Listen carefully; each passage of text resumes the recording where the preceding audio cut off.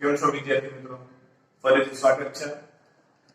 કાલના આપણે લેક્ચરની અંદર ભણ્યા હતા બેઝિક ફંડામેન્ટલ. તો ધોરણ 10 માટે ખૂબ જ અગત્યનું પહેલું ચેપ્ટર રાસાયણિક પ્રક્રિયાઓ અને સમીકરણ.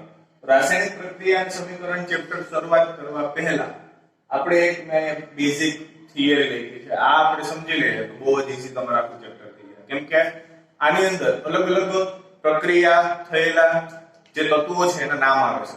જેમ કે એક હું વાત કરું એલ્યુમિનિયમ ક્લોરાઇડ. કાલે મેં આ બધી વસ્તુ તમને શીખવાડી, પ્લસ ચાર્જ કઈ રીતે આ તે દરેક વસ્તુ મેં કાલે શીખવાડી છે. એ લોકોએ નથી જોયું એ નીચે આ વિડિયો તમને મળી જશે અથવા ડિસ્ક્રિપ્શન ની અંદર જે ગઈકાલનો વિડિયો છે એની લિંક મેં મૂકેલી છે, તો તમે એમાં જોઈ શકો છો.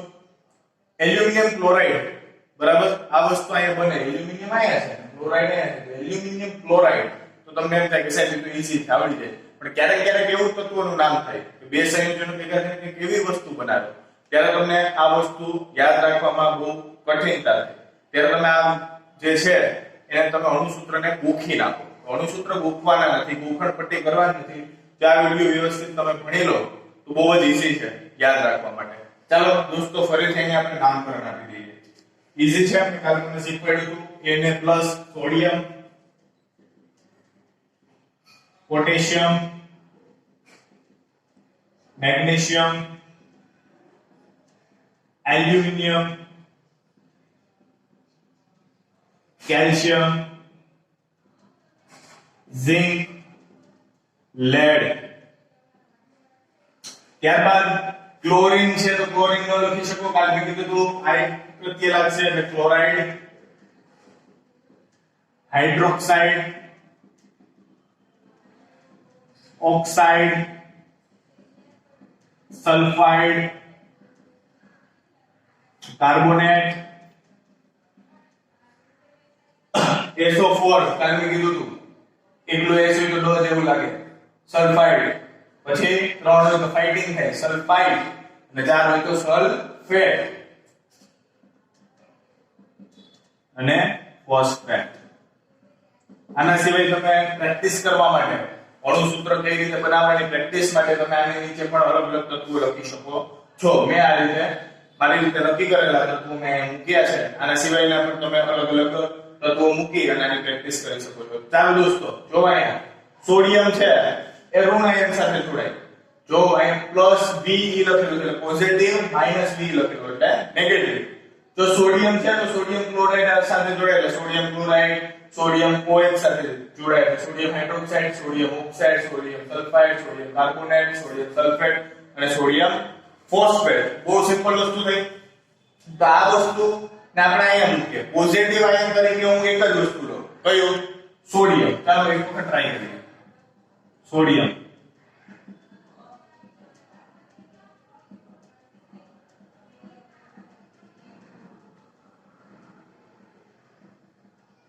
અણુસૂત્ર કઈ રીતે બનાવવા? મેં ઘનાયન તરીકે ફક્ત સોડિયમ લીધો છે, ઋણાયન તરીકે હું બધા લઈ લઉં. એક વખત ફરી લખી નાખું. Chloride, hydroxide, oxide, sulphide,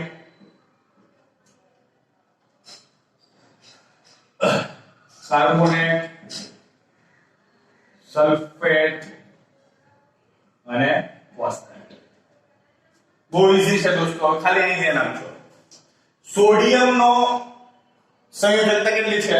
1. Na+ 1 લખું તો પણ ચાલે, પણ પ્લસ લખું તો તમને ખ્યાલ આવી જાય. અને Cl-1 તો બેની સંયોજકતા 1 છે. તો બહુ ઈઝી છે. સોડિયમ ક્લોરાઇડ સાથે જોડાય તો શું બનાવશે? NaCl. નામ તમને અહીંયાથી થઈ જાય સોડિયમ ક્લોરાઇડ. આ વસ્તુ ગોખવાની નથી. સંયોજનનું નામ શું? Sodium chloride. ત્યારબાદ સોડિયમ છે એ OH સાથે જોડાય. તો અહીંયા પણ જોઈ લો +1 જ છે એટલે એક જ છે સંયોજકતા. ઉપર જે છે પ્લસ ની નિશાની એટલે એક સંયોજકતા દર્શાવે.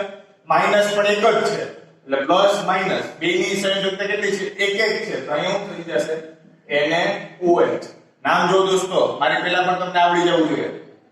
Sodium hydroxide NaOH, sodium hydroxide.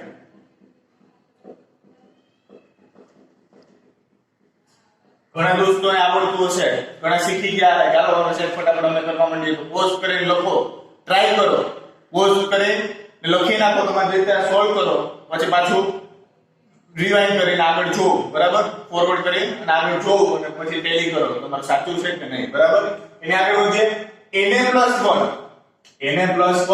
અને O-2. હવે જો દોસ્તો અહીંયા +1 પ્લસ એક જ છે સંયોજકતા. ઓક્સિજનની સંયોજકતા કેટલી છે? 2 છે.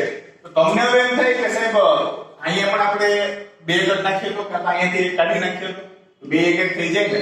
એ તો તમે કરી નાખવાનું નથી કેમ કે O-2 છે ને કાલે કઈ રીતે આવ્યું મેં તમને વિગતવાર સમજાવેલું છે કાલના વિડિયોમાં.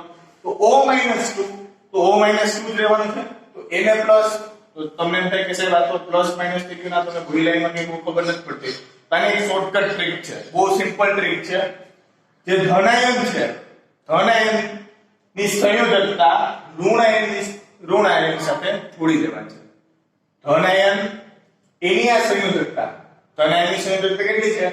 +1 અને ઋણાયનની સંયોજકતા કેટલી છે? -2. તો આને તમે અહીંયા જોડી દો અને આને તમે અહીંયા જોડી દો. Na ને O હારે જોડી દો અને O ને Na સાથે જોડી દો. તો સોડિયમની સંયોજકતા કેટલી કરી દેવાની છે તમારે? જે ધનાયન હતો એની સંયોજકતા તમારે કઈ લઈ લેવાની છે? ઋણાયન. એટલે Na2 થઈ જશે. શું થઈ જાય દોસ્તો? Na2. સોડિયમ 2. ઓક્સિજન કેટલા થઈ જાય? 1. એટલે ઓક્સિજન 1 ન લખાય. શું લખાય? Na2O. સમજાણું દોસ્તો? ક્રોસ કરી દેવાનું છે. સોડિયમની +1 હતી એ ઋણાયનમાં વહી જશે અને ઋણાયનની સંયોજકતા ક્યાં વહી જશે? ધનાયનમાં. ક્રોસ કરી દેવાનું છે. સોડિયમની 2 થઈ ગઈ, ઓક્સિજનની કઈ થઈ ગઈ? 1. આનું નામ થઈ જાય જો ત્યાંથી પણ વાંચ્યું તો સોડિયમ ઓક્સાઇડ. અને ફરીથી લખું છું નામ સોડિયમ ઓક્સાઇડ. ત્યારબાદ ફરીથી જો Na+ અને S-2.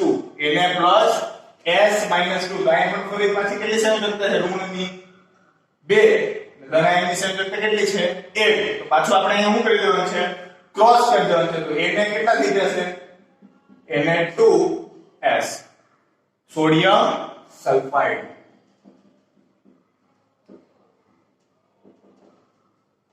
ત્યારબાદ Na+, સોડિયમ તો એક જ છે બધાયમાં. કાર્બોનેટ કેટલા છે? તો આખું CO3 તમારે ગણવાનું છે. CO3 આખું ગણવાનું છે. કાર્બોનેટ કેટલા છે? 2 છે. આ બે અહીંયા માં જાય સોડિયમમાં તો કઈ રીતે થશે?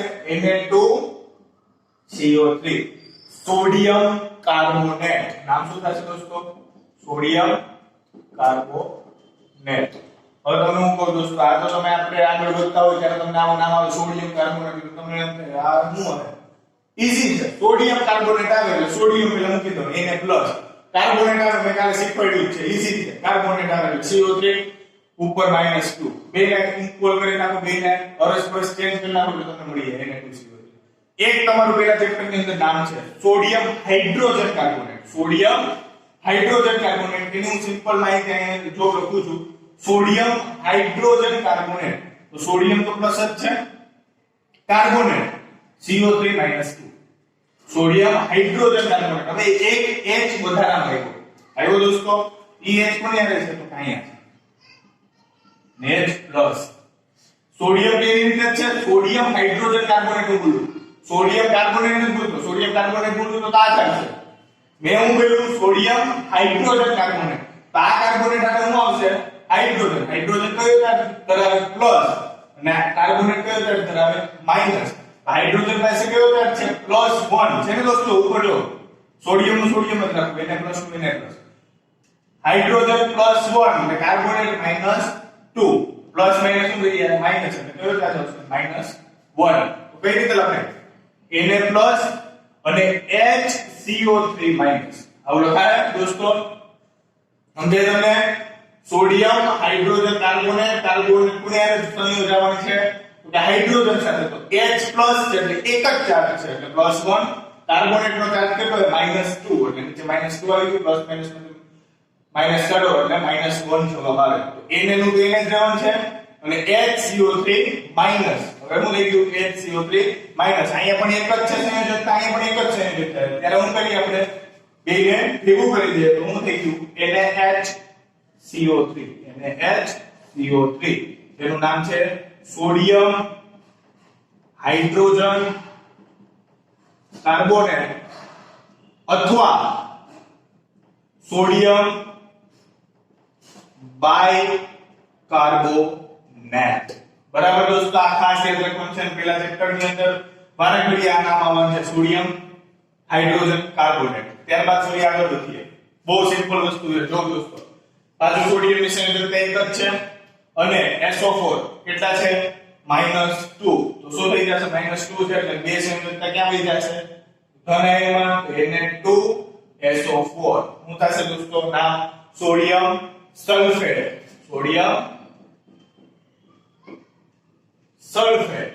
ત્યારબાદ બહુ ઈઝી છે પાછો અહીં પણ બે ચાર્જ છે એટલે Na2PO4 એટલે સોડિયમ ફોસ્ફેટ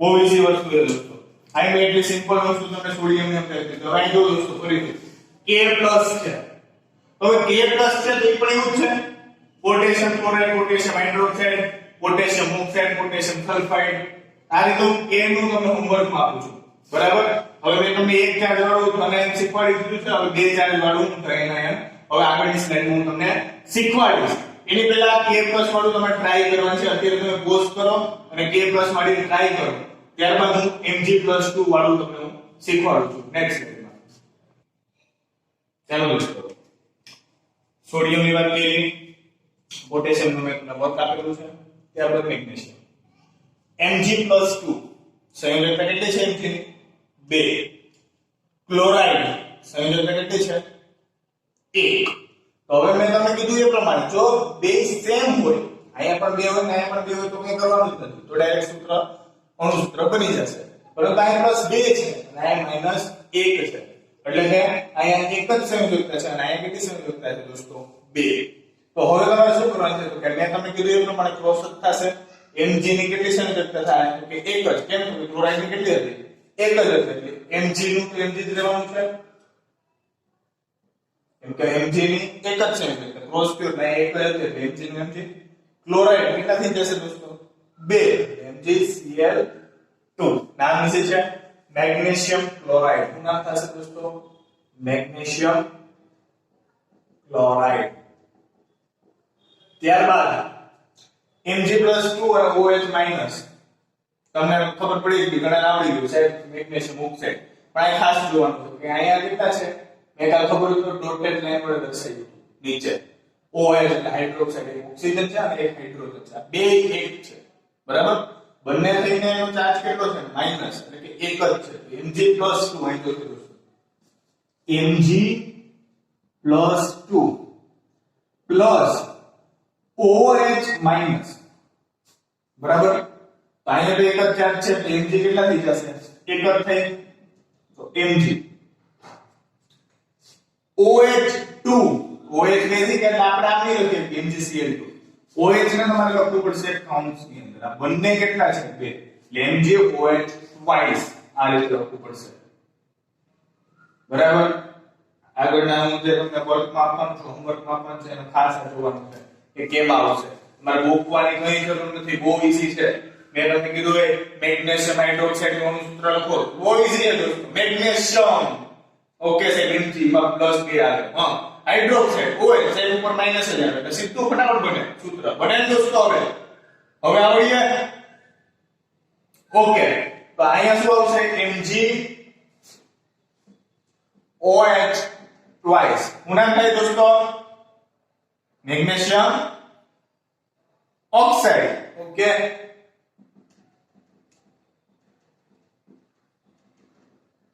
સોરી દોસ્તો મેગ્નેશિયમ ઓક્સાઇડ કે મેગ્નેશિયમ શું થશે હાઇડ્રોક્સાઇડ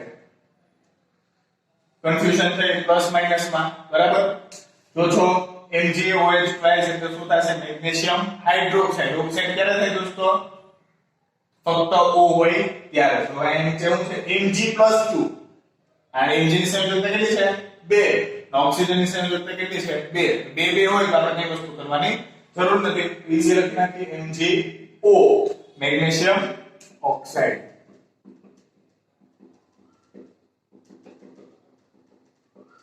મારા અક્ષર થોડા પ્લસ માઇનસ થાય તમારી રીતે સામે જોઈને લખી લેજો.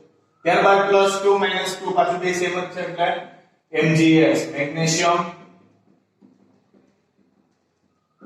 સલ્ફાઇડ. બરાબર દોસ્તો, એટલે કે ભૂલ નથી થતી મારી પ્લસ માઇનસ માં. ઓકે, Mg+2 અને -2 પાછું એમ જ છે સેમ. તો આપણે કરી નાખીએ MgCO3 મેગ્નેશિયમ કાર્બોનેટ.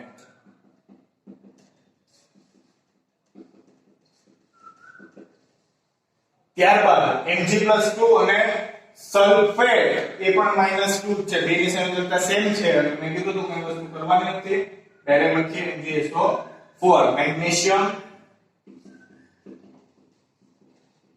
સલ્ફેટ.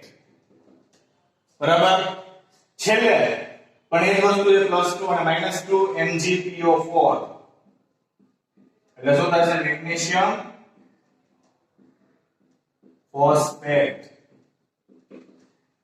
તો આ રીતે દોસ્તો એલ્યુમિનિયમ +3 છે, 3 હોય ત્યારે શું થશે એ તમને હવે આવડી ગયું છે. બરાબર, તો આ બધી નીચેના મેં તમને હું કરાવીને નથી આપતો, તમારા હોમવર્ક ની અંદર છે, તમારે કરવાનું છે. મારા WhatsApp નંબર તમને નીચે આપેલા છે, તમે ઘરે કરી એના ફોટો પાડીને તમે મને WhatsApp કરજો. બરાબર, હું ચેક કરીશ કે નહીં તમે ખરેખર વર્ક કરો છો કે નહીં. જો તમે વર્ક કરતા હશો તો મને આવા વિડિયો બનાવવાની વધારે મજા આવશે.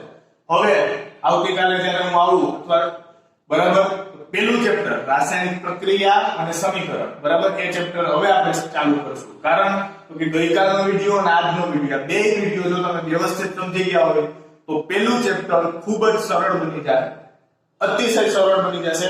અને એને આપણે આ ઉપર જ છે, સૂત્રો તમારે બનાવવાના છે. આ વસ્તુ તમને આવડતી હશે તો તમને મારી જરૂર નહીં પડે. હું ખાલી અહીંયા જે ખાલી નામ બોલીશ ત્યાં તમે એના સૂત્રો બનાવી નાખશો. પરંતુ આ બેઝિક ફંડામેન્ટલ તમારે ક્લિયર હોવા જોઈએ.